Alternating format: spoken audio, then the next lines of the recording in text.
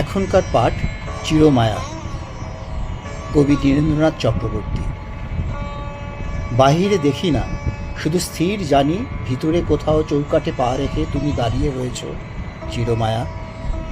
দাঁতে চাপা অধরে কৌতুক স্থির বিদ্যুতের মতো লগ্ন হয়ে আছে ভুরু, বিদ্রুপের ভঙ্গিতে বাঁকানো।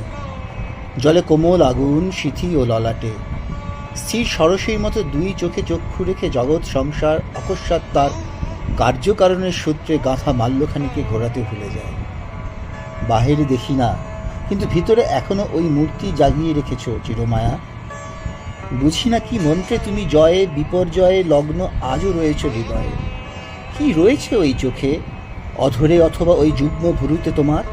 প্রত্যাশা না পরিহাস, নাকি যুদ্ধ শেষে ফের যুদ্ধ ঘোষণার অভিপ্রায়?